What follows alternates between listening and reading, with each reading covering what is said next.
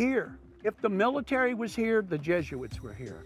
No doubt the priest's job was to look for gold and silver. The Jesuits were supposed to keep accurate records of mining. Right. When the Jesuits were going to be expelled, that they knew about it, in time they had informants in the court of the king. They boxed up all of their treasures and the gold that they had to maintain the power of the church. You go in these mountains here and you see these crosses. They're almost kind of like signposts. They left their marks. Yeah, what I'm going to show you is this old Spanish cross up here. And when did you find this? The 90s? In the 90s, found it in the 90s, within sight of the cross right now. You see it? Yeah, look at that. That's awesome. Man. Yeah, it's old Spanish cross. Probably Jesuit. Look at that. Oh, that's amazing, Jack. I think it's probably the only one like this I've seen in the superstitions, in this part of the superstitions anyhow. So what's that mean? You think it's just marking the entrance to the canyon? I think it's marked in the entrance to the canyon, and this is the way to go. You stay to the right, okay? If you look at this section right here, it's pointing down canyon that direction. That means there are other things to see down there and perhaps mines. That's awesome. Can we go check out the other ones? Let's go.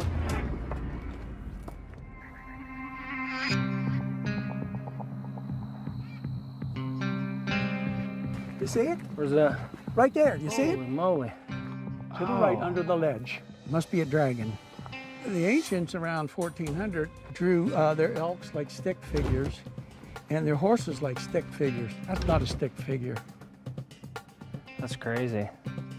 Wayne and Frank have told us that treasure hunters will often disguise their directional markers in already existing ancient petroglyphs. These could be original petroglyphs, or it could be something that was added next to some petroglyphs so that they're not as noticeable.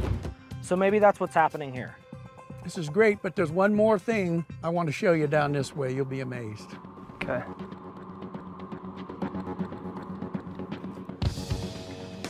Watch your step, Eric. Gets a little rough through here.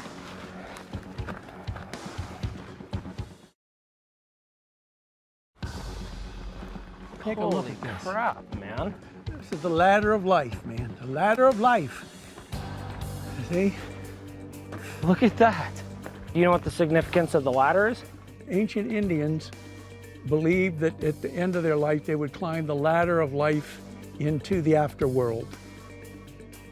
And the ones on the left, though, they look newer, and they could be an indication that the early miners that went through here put in 1, 2, 3, 4, 5 mines. Because those looked like they were inserted later. And then X means this is the way that you go.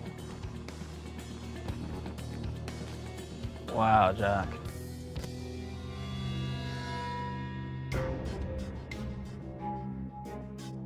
Coming out here today with Jack, he showed me 3 great petroglyphs. 2 of those 3 are probably European.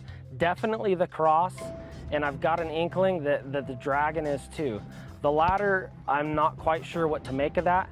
He says it's Native American, but with the potential mine symbols nearby, I'm even more convinced that there's something to this, and we need to look into it deeper.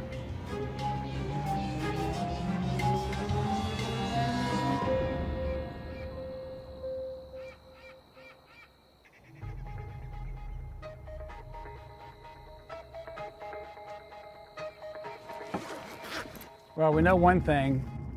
We're gonna need more water next time. Definitely that. Ah, here he comes. What the hell is it with you? You're always late for everything. Okay, hold on. You're gonna love me in a second. So I think we could have been looking at this all wrong. We know we've been being followed. This whole time we've thought it had an Indian connection because the black hands and stuff. I think it actually could be a Jesuit connection. I went and I talked to Jack Sanfelice because I know he's the Jesuit expert. So he took me out to this place called Willow Canyon. And he showed me a bunch of petroglyphs. Meeting with Jack Sanfelice was a real turning point for me. After he showed me all the petroglyphs in the canyon, I decided to go ahead and do some research on my own. And what I found was that every single petroglyph he showed me could very well be a Jesuit symbol. I think this whole thing could be a complete game changer. First, there's this one. Some people could think it's a X, looks like a cross, definitely a Jesuit symbol. Check this out. It's a ladder. Wow. Jack said that's called the ladder of life. The Indians did use it, but that's a common symbol across a bunch of religions, including the Jesuits. Okay, guys, then we got this one. Dagger. We figured that was some sort of directional thing, maybe pointing to a mine or to a treasure. My research told me that was used by the Jesuits in an initiation ceremony. This petroglyph, Is that a dragon? that's a dragon. More than likely, that's a Jesuit symbol for like the devil, stuff like that. Okay. It's rumored that during the Jesuit expulsion, they hid clues to secret caches of gold in the superstitions for their eventual return. Some believe these clues are hidden inside ancient Native American petroglyphs. Eric's discovery of the cross and dragon, two European symbols, are signs they could be on a trail to a rich Jesuit stash of gold. Everybody knows the Jesuits were in this area, mining and things like that. So maybe if we start digging into that a little bit more, we'll find better leads rather than pursuing the Indian angle. I think it's something we need to seriously look at. Wayne, I know you're not real big on this, but you have to consider that at least it's a possibility. You know, I get it. I've seen these type of things before. I'm still saying we have a Peralta Gonzalez connection to the area, and now we're starting to kind of pull away and say, oh, there's something completely different here.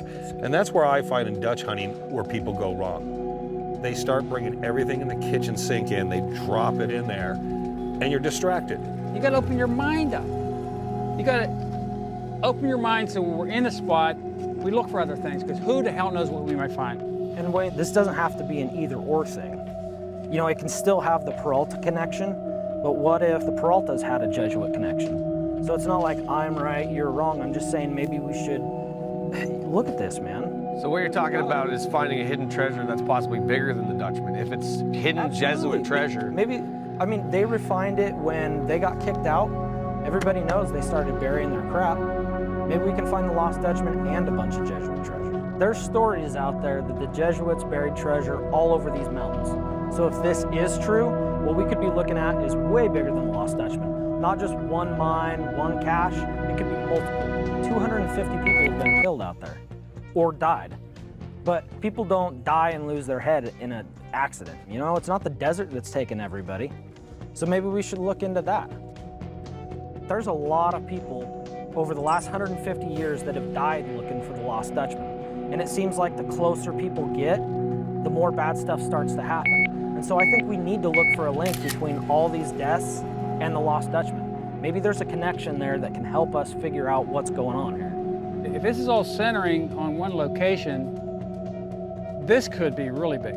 Maybe we can find some sort of connection between all the mysterious deaths that happened and a specific location. Well, it worked when you triangulated the Heartstones. So maybe you could do something similar with this.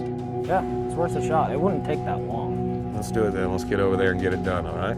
Yeah. All right. All right. Fantastic.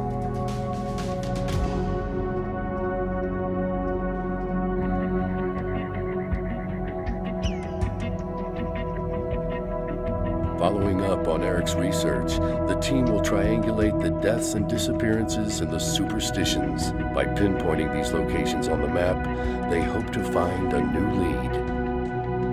All right, guys, here's what we're looking at. Mysterious deaths. We have the Peralta massacre that occurred in here. There was the skeletal remains of the kid here, found a number of years ago. You guys got any more throw in here? Well, what about the rotted skull that was found in Fish Creek right before we went to the lake? That was right about here. Wasn't there a guy who got in a head-on collision on his way to a mine? That was John Kocherik along this route here. And we had Skull Cave. Everyone's familiar with that. 30, 40, 50 people massacred in there. And I do know there was up in here in this draw, 8 miners were killed up in the Four Peaks Wilderness area. No, there was the guy Randy Wright, quite a few years ago, right along here. And then there was a rowboat, and he was actually right up here on the river. That's the Salt River? That was right up off the Salt River. Yeah. Let's see if we can find a pattern emanating from all this. Let me move. You sit here. Yeah, that'd be good, man.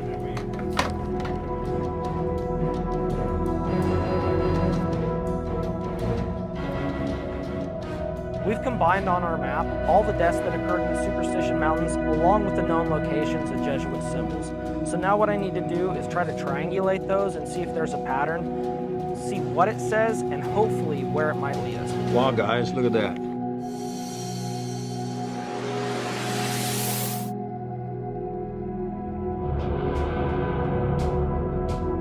Wow, guys, look at that. We'll take a look at this. They're all kind of clustered in this general area, but it seems like the central node of it all is right around the Black Cross Butte area. It is interesting because unlike the last time you were looking for a pattern, which was a pattern pointing at a specific target, it seems the specific target's the one place the lines aren't crossing. Right.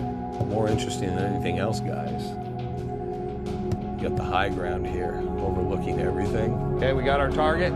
Get everything packed up. I'll fold these maps up, Frank. Yeah. Leave no trace.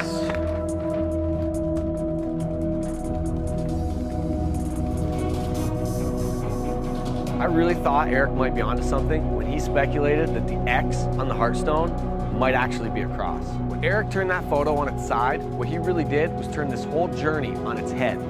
Black Cross Butte, here we come.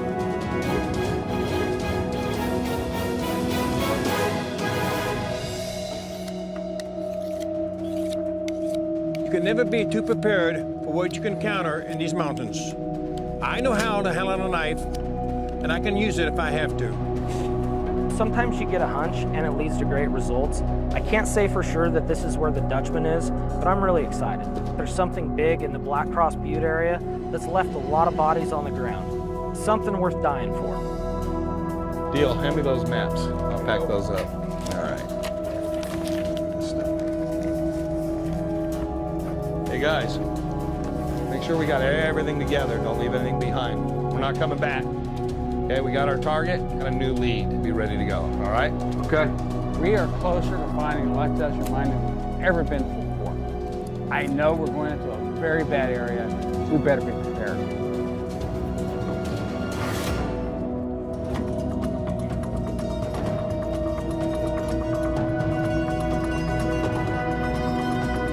Eric's suggestion that we triangulate the deaths and the superstitions has led us to our new destination, Black Cross Butte.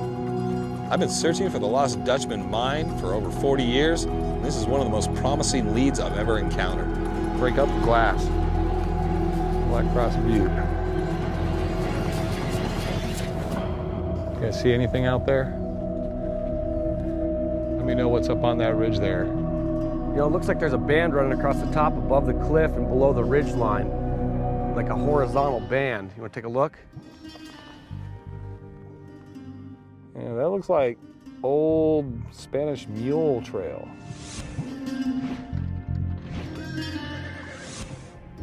You know, according to the analysis I made on those deaths, the center of that cluster is actually on the back side of that butte. Well, I hate to tell you this, Wayne, but I don't think we're going to get there from here.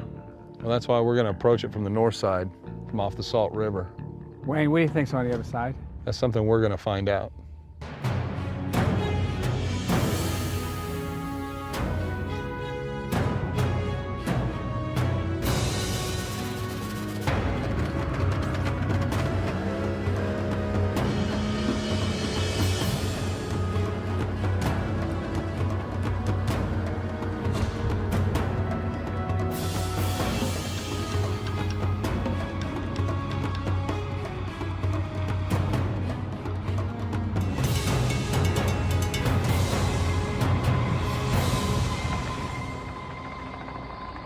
Next time on Legend of the Superstition Mountains.